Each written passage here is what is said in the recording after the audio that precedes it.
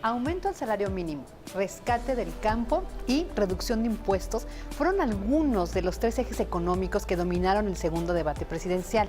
Además, el segundo encuentro entre los candidatos a la presidencia allá en Tijuana, Baja California, estuvo cargado de ataques.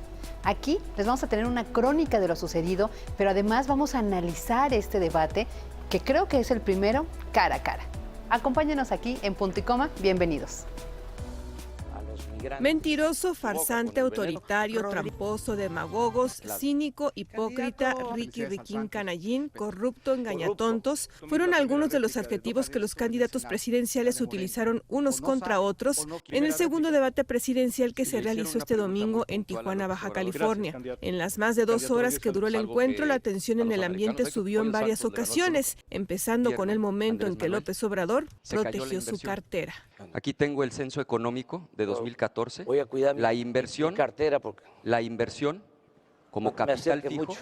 Minutos más tarde, el tabasqueño empezó con la lista de adjetivos. Mentiroso, farsante. Aquí el farsante es Andrés Manuel López Obrador. Él está acostumbrado a que la gente no le responda porque es profundamente autoritario. Yo conozco ese numerito y es completamente tramposo. José Antonio Meade también se unió y aportó una palabra más a la lista. Y puntualizarle a Andrés Manuel, demagogo, él y Ricardo. Y dentro de las muchas cosas que ha dicho incorrectas es compararnos. No somos iguales los que aquí estamos. El único que tiene una vida limpia de 20 años sin ningún escándalo, que puede explicar cómo vive, que puede acreditarlo viendo a los ojos a sus hijos y a los ciudadanos soy yo. El exsecretario de Hacienda llamó cínico a Ricardo Anaya, mientras el panista calificó de hipócritas a Andrés Manuel y a Meade. No se quedó callado López Obrador y llamó riquín canallín a Ricardo Anaya y más adelante lo calificó de corrupto, engañatontos. Pero también hubo momentos de amor y paz. Primero, Andrés Manuel, serénate, como dices tú, no te enojes. De todas maneras, no es mi fuerte la venganza. No los voy a desterrar, no los voy a perseguir. Justicia, no venganza. Pero quien bajó el calor de los ánimos fue Jaime Rodríguez Calderón. Andrés, dale un abrazo a Meade. Dáselo. Dáselo, pues. Mira, abrazos, no balazos. Dale un abrazo. Mira. Dale un abrazo aquí también a él, sí, claro. Voy a cuidar mi cartera. Claro. Y entonces, la parte importante es que te vuelvo a presentar. Desiste a los 3,000 millones de pesos de tu partido. Quienes sí se comportaron bien durante todo el debate fueron los 42 ciudadanos que participaron en el foro, entre ellos los 6 ciudadanos que realizaron preguntas. Con neutralidad, Luis Ángel Amador Pérez, Diego Domínguez, Teresa Reinaga, Teresa Mercado, Gerardo Osuna y Venecia Cendejas demostraron que los ciudadanos mexicanos sí pueden participar en un debate tipo asamblea, respetando a los contendientes y cuestionando con sus inquietudes. Para Imagen, Aurora Cepeda.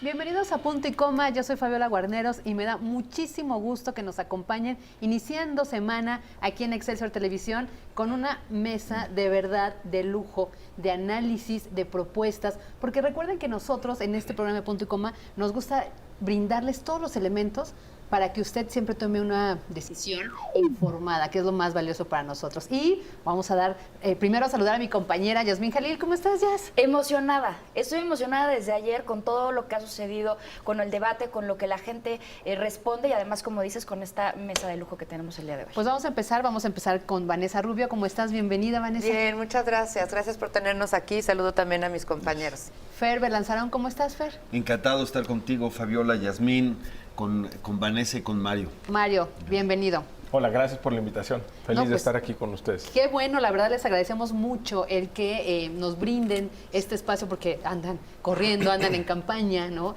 Y es bien importante, sobre todo para nuestro público, el que conozcamos sus puntos de vista y los compartan con nosotros. Y yo creo que un primer balance les parece del debate de anoche, ¿vale? Claro, yo lo que creo es que fue un debate nuevo, un debate que a mí me gustó el formato, me gustó sobre todo el elemento de la participación ciudadana. Creo que también como podían caminar los candidatos lo hizo más dinámico. A mí me gustó, no tengo más comentario del formato más que me gustó. Y en la parte sustantiva, pues sí creo que se tocaron temas muy relevantes.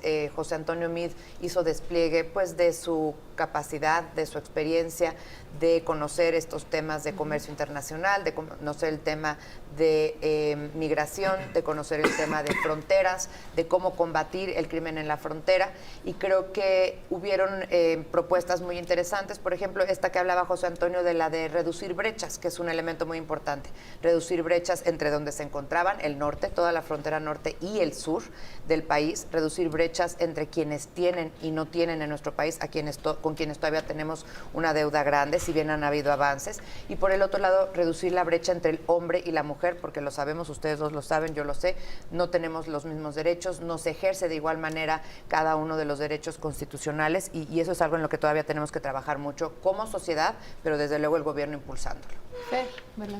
Sí, bueno, la verdad es que coincido, los formatos han estado mejor que en elecciones anteriores, ha habido mucho más intercambio, creo que además hemos podido conocer a los candidatos en sus capacidades y en sus limitaciones, ¿no?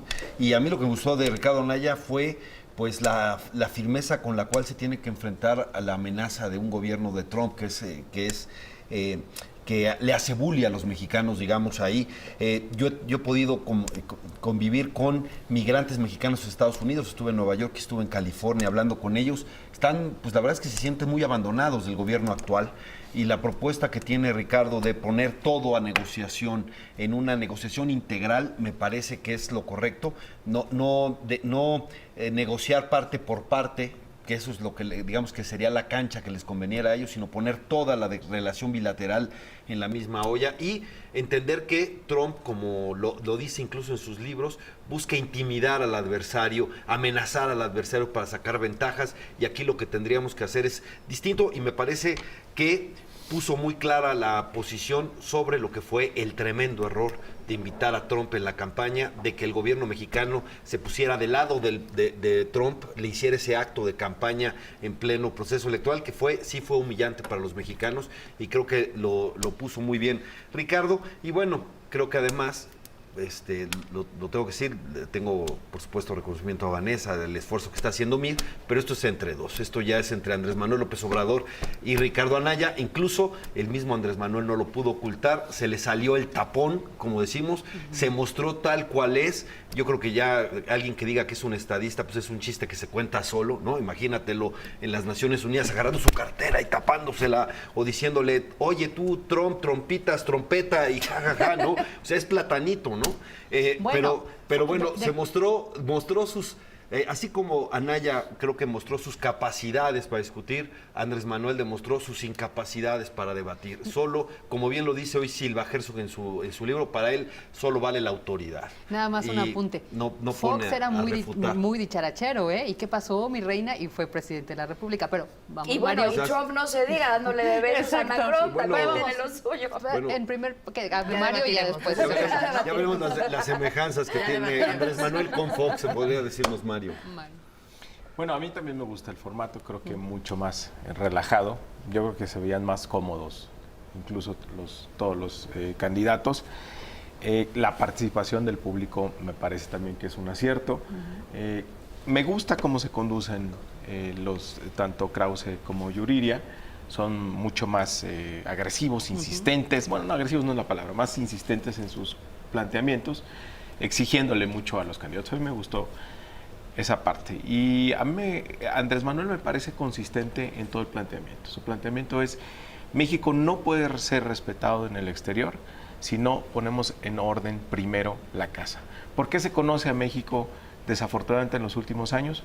Por temas de corrupción y violencia. Entonces, la única manera que México se haga respetar es justamente teniendo un gobierno que no sea corrupto y pacificando a nuestro país. La propuesta para los migrantes es muy clara. Los 50 consulados tienen que convertirse en una especie de defensorías, de procuraduría para estar al lado de los migrantes. Ellos no quieren regresarse, pero están siendo sujetos pues a amenazas de Trump, persecuciones que no se habían tenido en muchos años. Ahora las deportaciones no se están haciendo en la frontera, sino ya con gente que lleva muchos años ahí establecida, lo cual es una política de terror. Pues la única manera de plantarse frente a este gobierno de los Estados Unidos con este personaje tan extraño como Trump, tan errático, es con mucha autoridad moral, a partir de tener un gobierno que sea respetado. Ahí coincido con Fernando, el error que comete Peña y además que anoche asume Meade. Meade dice, no hay error, parece que aprueba lo que hace Peña. Ahí sí hubiera sido deseable que aunque sea 1 milímetro se separara de Peña Meade, pero no, insiste en defenderlo a pesar de que el 70% de los mexicanos desaprobaron en esa visita, y es lo que dejó en extrema vulnerabilidad al gobierno mexicano de negociar cualquier cosa contra Trump. Y Trump por eso está envalentonado contra México, porque sabe que no tiene ninguna oposición del otro lado de la frontera. Pues, ¿qué les parece si hacemos una pausa y regresamos? Porque ya te vi, ya Yo también ya estoy acá. ya quedé todo. Y pues vamos a invitar a que participen con nosotros en @puntoycoma_tv para que nos manden sus comentarios, sus preguntas. ¿Ahora es cuando? ¿Quieren escuchar propuestas? Pues ahora es cuando. Vamos a hacer una pausa y regresamos. Bueno, estamos en vivo platicando con esta gran mesa de debate que tenemos sobre el debate, el segundo debate de ayer. Y hay algo que yo vi que fue recurrente entre la gente en redes sociales, que decían, vimos pocas propuestas y muchos trancazos, ¿no? Se agarraron, se dijeron, se señalaron, y al final la gente no entendió bien cuál era la esencia, cuál era la carnita de las propuestas que tenía cada uno de los candidatos. No sé cómo lo vieron ustedes. Yasmín, yo creo que eso aplica a los otros candidatos, pero no a José Antonio Meade. José Antonio Meade fue justamente calificado como el que más propuestas hizo, el que mejor diagnóstico hizo, porque obviamente conoce, a diferencia de los otros dos candidatos, los otros tres candidatos. En el caso de Anaya, pues lo que conoce bien, como lo dijimos, es la relación México-Atlanta, pero la relación México-Atlanta es importante sin duda, pero es mucho más importante la relación México-Estados Unidos y la de México con el mundo, una mucho más compleja, más sofisticada, que requiere experiencia, que requiere talante y que requiere no solo bravuconadas, como ahorita lo comentaba Fernando. Es bien fácil decir, gritar, hacer y yo me voy a plantar, pero ahora que le preguntaban cómo, nada más no había cómo, decía pues gritando y diciendo y plantándome. Yo creo que lo que dijo José Antonio fue muy claro.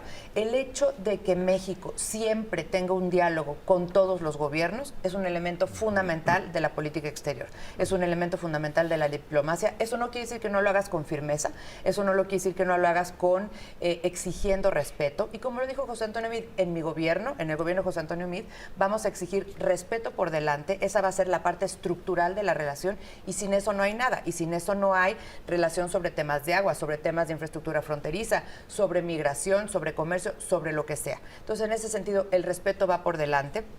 Él, José Antonio Meade, sí puede decir que ha hecho cosas por los migrantes, a diferencia de Andrés Manuel o de Anaya.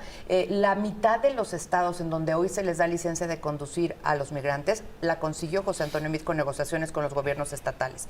La relación con Estados Unidos es una muy amplia, es una con el gobierno federal que no puede darse a tuitazos, es una con el gobierno federal que desde luego exige respeto, exige negociación y exige diálogo, pero por el otro lado también tienes con los gobiernos de los estados, con los gobiernos de las municipalidades, con los empresarios, con el Congreso, con las comunidades, con los organismos no gubernamentales que defienden a los migrantes allá. Y a eso se le ha invertido mucho en capacidad de organización para la defensa de los migrantes allá.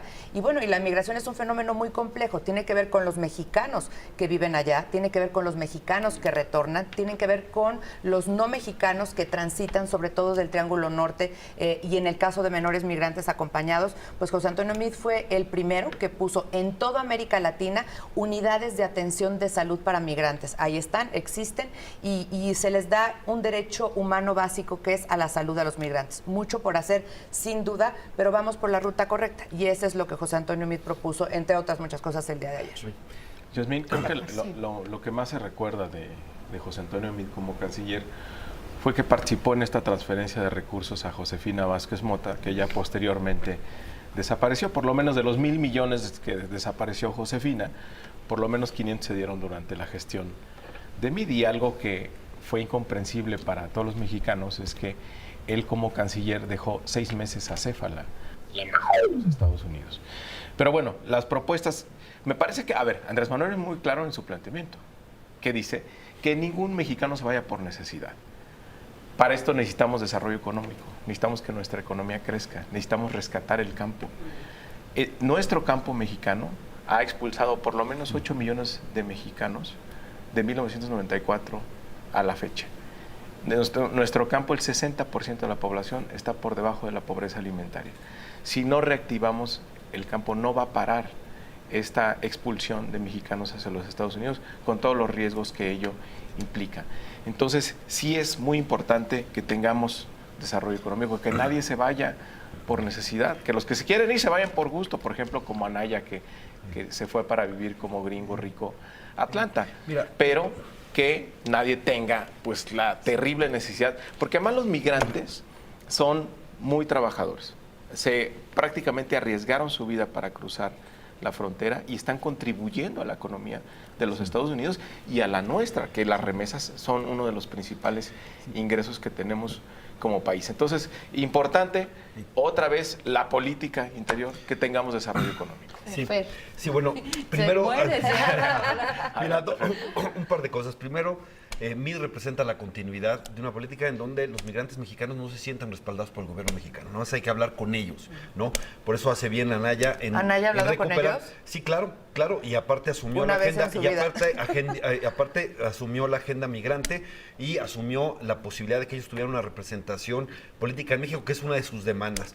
Pero además, no, ha sido errática la política mexicana con Estados Unidos.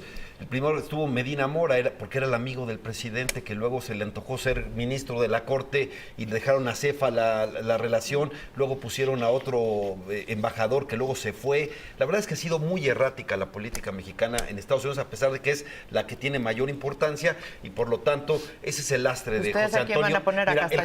El José Antonio, si te vas? espérame, José Antonio Meade, su lastre se llama EPN, o su otro lastre es PRI, y la gente quiere cambio. Entonces, puede decir mis, etcétera, pero está ahí. Y qué bueno que dice Mario Delgado, que habló y también lo dijo Vanessa sobre Ricardo y Atlanta, porque ahí estuvieron estudiando sus hijos, y habló él de la gran hipocresía. La hipocresía, ahí vieron sus hijos. Sí, estuvieron sus hijos estudiando, y ahí está la hipocresía. Mide ha estudiado en el extranjero, el propio Mario Delgado Mario Delgado tiene sus hijos en el extranjero, y no por eso se va a hacer. Lo que pasa es que es la doble moral.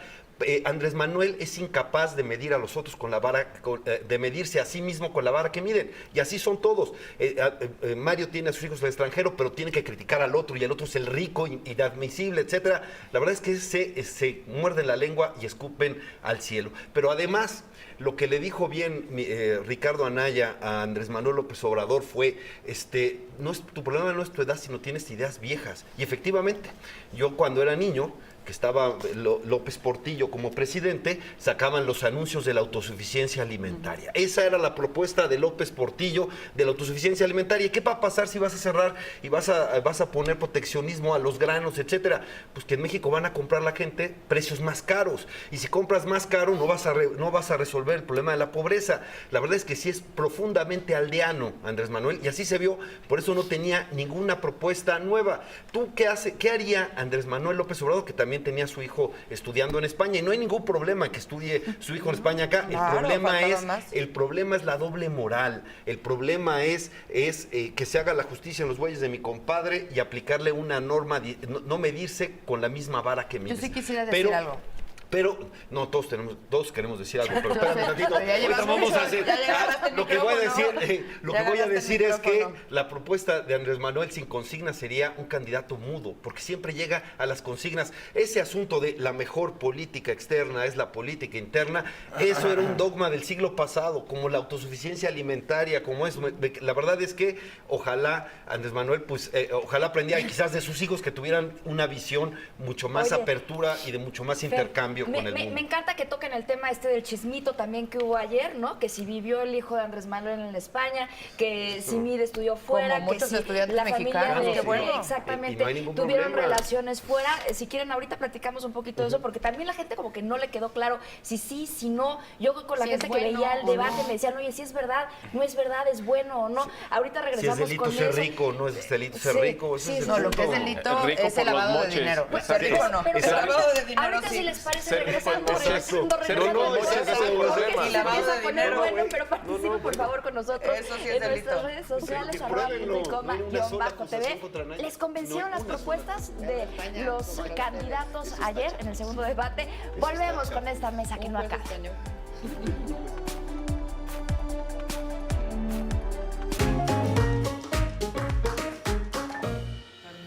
Qué bueno que está con nosotros aquí en Punto y Coma y pues vamos a tener que empezar las conclusiones con esta pregunta para los tres.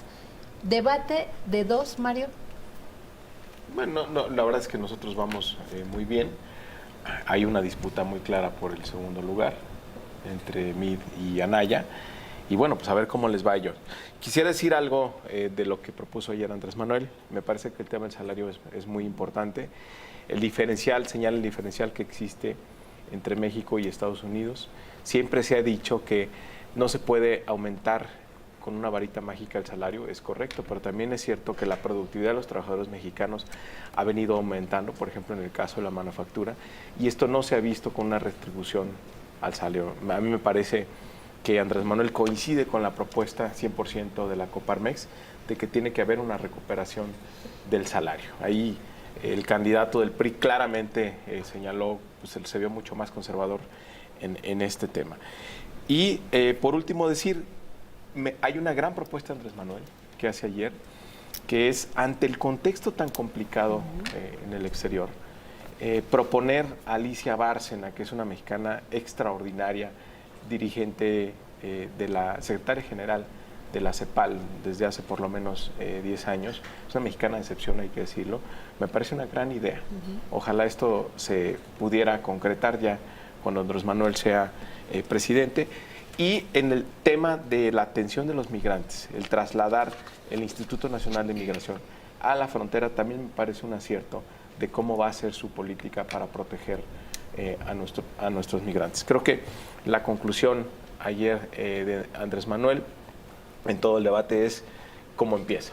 Si no tenemos una política interior fuerte, no nos van a respetar en el mundo. Si no acabamos con la corrupción, si no tenemos crecimiento económico, México no va a ser respetado en el mundo. Vanessa, un minuto. Muchas gracias. Pues simplemente quedó algo en el tintero. Yo lo que quería aclarar es, desde luego que es importante que los jóvenes mexicanos tengan alternativas para estudiar en el exterior. José Antonio Meade ha dicho a los jóvenes que va a ser el presidente que más becas dé a las mujeres y a los jóvenes de nuestro país. Y al final del día creo que eso es muy loable. Lo que es absolutamente distinto, y si es absurda la comparación, es mandar a vivir a tu familia a Atlanta completita, no tener tu corazón en México, porque cuando tienes a tu familia en México, tienes a tu corazón en México, tenerlo en Atlanta e irte todos los fines de semana a visitarlos. Creo que eso es diferente.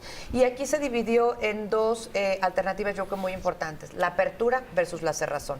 La apertura que representa José Antonio Meade, el poder consolidar nuestras pertenencias múltiples, el comerciar con el mundo, porque justamente eso es lo que te permite que México tenga empleos para poder seguir exportando. Exportamos más que manufacturas que toda América Latina junto, y necesitamos más empleos vinculados al comercio exterior, más empleos vinculados a el sector interno, y desde luego el que estemos abiertos para el mundo también implica productos más baratos y de mejor calidad para los mexicanos, y eso a quien pega más, desde luego, es a quien menos tiene. Así es que la apertura beneficia, pero hay que seguir fortaleciendo. Y por el otro lado también el tema de los salarios. Sí, desde luego, los salarios no se pueden dar por mandato, por un decreto, eso pasa en el mundo, nadie hace decretos diciendo ahora voy a duplicar el salario y a los de la frontera. Imagínense las distorsiones que esto significaría en la economía de nuestro país. Los salarios tienen que seguir aumentando con productividad, como han venido aumentando, por cierto, mucho más que las dos administraciones anteriores, pero se requiere que los mexicanos seamos más competitivos, que haya más inversión, no que se cancele inversión